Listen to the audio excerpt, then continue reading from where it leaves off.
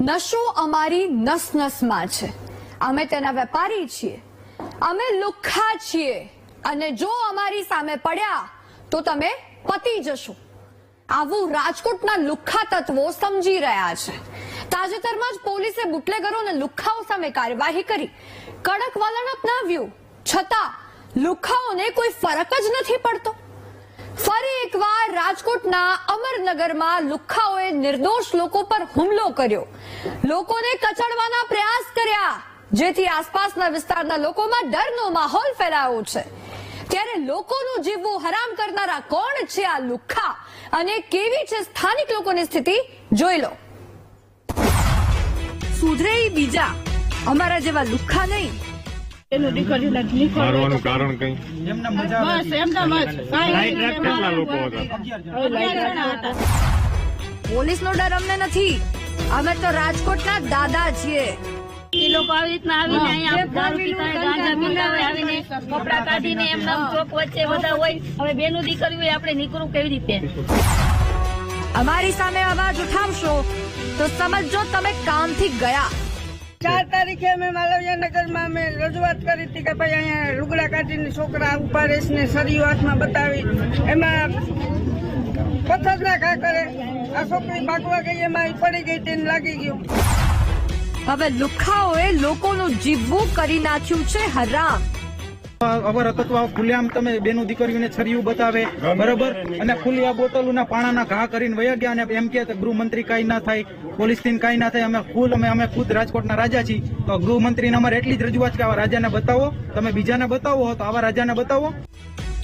કેટલી હદે લોકો લુખ્ખાઓથી ડરી રહ્યા છે તે તમે ખુદ પણ જોઈ શકો છો. એવું લાગે છે કે જાણે રાજકોટમાં કાયદો વ્યવસ્થાની સ્થિતિ ખાડે જતી રહી છે. ઘટના અમરનગર વિસ્તારની છે, જ્યાં મોડી રાત્રે અનેક પરિવારો ઉનાળાની ગરમીમાં તેમના ઘરની બહાર મહિલા અને બાળકો સાથે બેઠા હતા, ત્યારે 4 કુખ્યાત શખ્સ સંજય માત્રાણીયા, વિવેક ઉર્ફે અભી, રાજદીપ ઉર્ફે બાપુડી તેમજ અભિષેક ઉર્ફે ભયુકુ સહિત 10 અસામાજિક તત્વોની ટોળકી વાહનમાં ત્યાં આવી હતી અને મહિલાઓ પર મિર્ચી સ્પ્રેથી હુમલો કર્યો હતો. સોડા બોટલને ઘા કરી દહેશતનું વાતાવરણ સર્જી દીધું હતું. ઘટનાની જાણ થતા ડીસીપી જગદીશ બાંગરવા ખુદ સ્થળ પર દોડી આવ્યા હતા અને સ્થિતિને જોતા એક્શનના આદેશ આપતા પોલીસે 3 નબીરાઓને ઝડપી પાડ્યા. છતાં સ્થાનિકોમાં કેટલી હદે ભય છે, જરા તે પણ સાંભળો. રાત્રે છે ને એ લોકો આવી અને ગાળાગાળી કરવા માંડ્યા અને કહે છે કે અમને કોઈની બીક નથી, પોલીસની અમને બીક નથી, પોલીસ શું કરી લેવાની છે. અને આની પહેલા 2 દિવસ પહેલા આ લોકોને માથાકૂટ કરી હતી, ત્યારે પણ બધા પોલીસ સ્ટેશને ગયા હતા અને એ જ ધમકી મારવા માટે એ લોકો પાછા આવ્યા અને કહે છે કે તમે તે દિવસે પોલીસ સ્ટેશને શું કામ ગયા હતા, અને આવી રીતે બોલી અને ગાળાગાળી કરવા માંડ્યા અને કાચની બોટલોના ઘા કર્યા અને પથ્થરમારા કર્યા અને બધાની આંખોમાં સ્પ્રે છાંટ્યા, મિર્ચી સ્પ્રે જે હતા એ બધાની આંખોમાં છાંટ્યા અને મારકૂટ કરી. 2 દિવસ પહેલા લુખ્ખાઓએ કરી હતી બબાલ. સ્થાનિકોએ પોલીસમાં રજૂઆત કરી તો કર્યો હુમલો.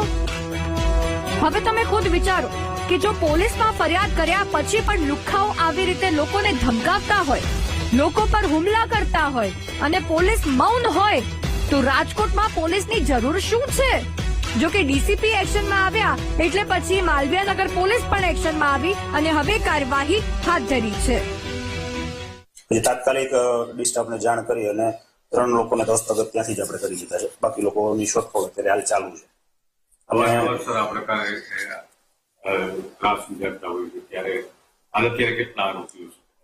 આપણી પાસે જે 3 શકમંદ જે હતા આપણે એને ઝડપી પાડ્યા છે અને આગળના જે છે એમની તપાસ ચાલુ છે. હાલ પૂછપરછ ચાલુ છે અને જે સોસાયટી લતાવાસી છે એમાંથી જે એમને બેને કઈ નાની મોટી ઈજા થઈ છે એમની ફરિયાદ લેવાની ચાલુ.